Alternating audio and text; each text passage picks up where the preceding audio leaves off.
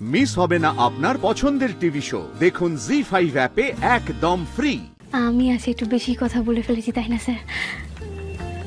হে কি আপনি এরকম মিচকি মিচকি হাসছেন কেন? Thank you. আপনি যদি জলজান্ত মানুষ আর খেলনার মধ্যে ডিফারেন্সিয়েট করতে না পারেন তাহলে তো কিয়ানকে আবার নার্সিংহোমে অ্যাডমিট হতে হবে। আপনি তো মা, মায়েরা তো সব বোঝে। বাচ্চারা মুখ ফুটে কিছু বলার আগেই তো মায়েরা তাদের মনে কি চলছে সেটা ধরতে পারে।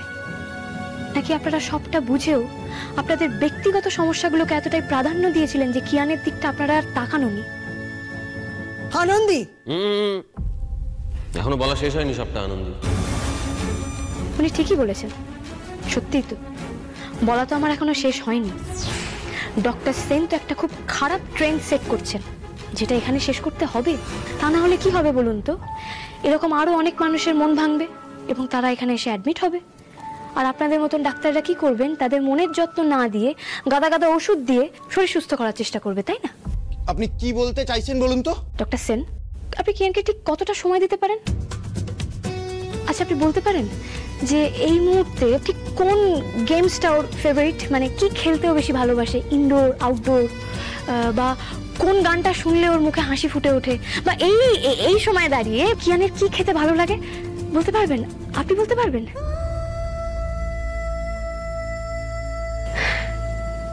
পারবেন না তো? আপনাদের মুখ দেখেই সেটা বোঝা যাচ্ছে, কারণ আপনারা জানেন না। ও আমার পায়েস খেতে খুব ভালোবাসে। শেষ পাতে একটু পায়েস থাকলে ও একেবারে চেটে পুটে সব খেয়ে নেবে। আর তারপর ঘুমোবার সময় ওই গানটা, ওই যে সোনা ঘুমোলো পাড়া জুড়োলো, অন্তত 12 তো শুনবেই।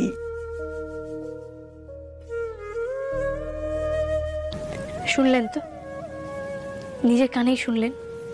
ভাবুন ডক্টর সেন, আপনারা এরকম একজন মানুষকে কিয়ানের কাছ থেকে টেনে হিঁচড়ে সরিয়ে দিয়েছিলেন, ওনাকে বৃদ্ধাশ্রমে আপনারা দিয়ে এসেছিলেন।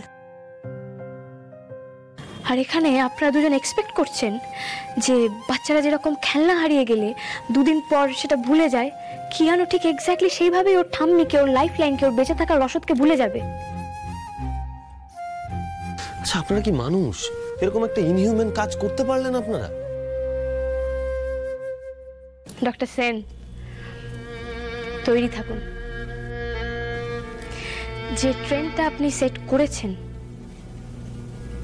সেটা কিন্তু আপনার উপরেই ঘুরে আসবে।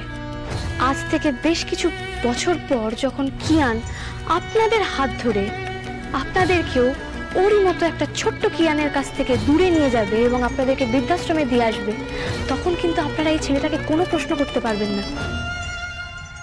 আনন্দী, ডক্টর সেনের মতন এরকম একজন সিনিয়র ডাক্তারকে এভাবে অপমান করার সাহস তোমাকে কে দিল? যার বোধের জায়গায় এত বড় ফাঁক থেকে যায় সে আর কি করে সিনিয়র হয় ম্যাডাম? না না, বুঝতে পারছি আপনাদের এভাবে এম্বারাসড হওয়ার কোনো দরকার নেই। সত্যি তো, এটা তো আপনাদের ব্যক্তিগত বিষয়। না না, এটা আর ব্যক্তিগত বিষয় নয়। আনন্দী যে কথাগুলো বলেছে সেই প্রতিটা শব্দ আমার শোনা উচিত। এই কথাগুলো যদি আমাকে আগে কেউ বলতো।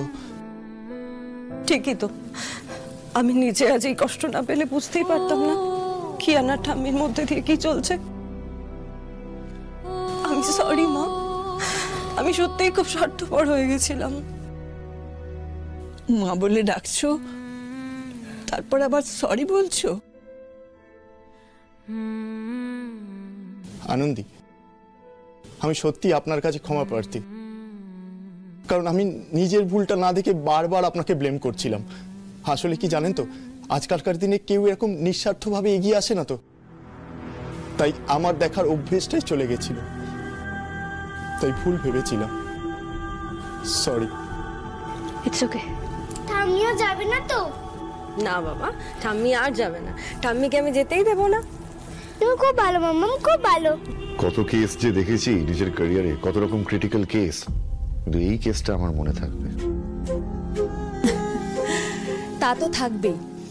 আসলে কি বলুন তো, আপনারা চিকিৎসা করেন শরীরের, আর আমাদের আনন্দে চিকিৎসা করে মানুষের মনের।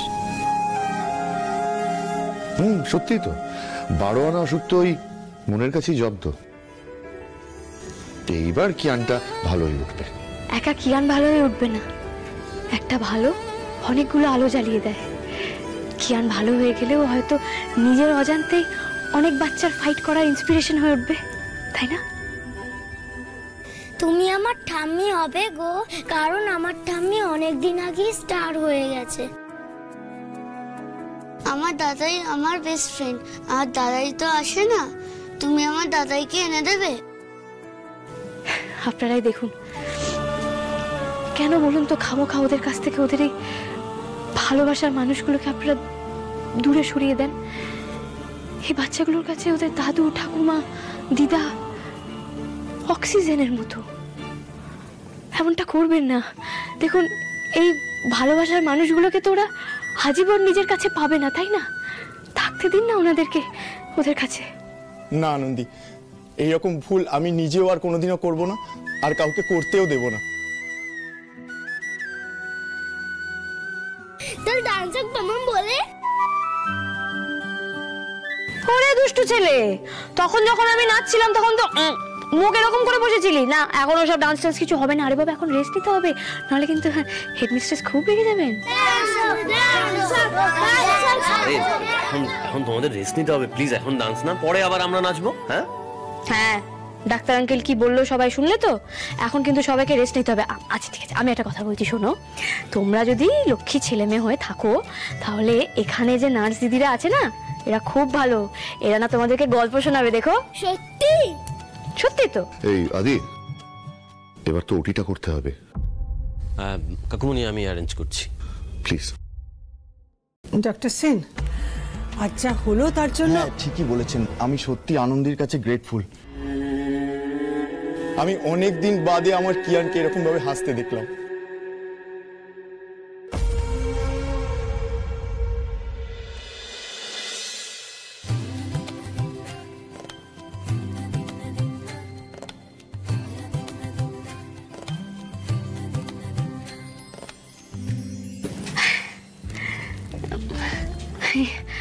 আমি আজ একটু বেশি কথা বলে ফেলেছি, তাই না স্যার?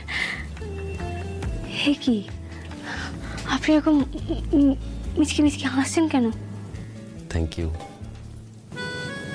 স্যার? না মানে, হেসে না থ্যাংক ইউ বললে তো আবার সেই থ্যাংক ইউ অ্যাকসেপ্টেড হয় না। আর বাই দ্য ওয়ে, আপনি আজকে একটাও এক্সট্রা কথা বলেননি, সবটুকু বলা দরকার ছিল আজকে। তার কথাই বলতে এলাম, মুখে ফোটায় সে হাসি সবার। সে হাসি খুশি ইচ্ছের দেশ, তার ছোঁয়ায় দুঃখ হবে। জি5 ডাউনলোড করুন আর সব এপিসোড দেখুন একদম ফ্রি।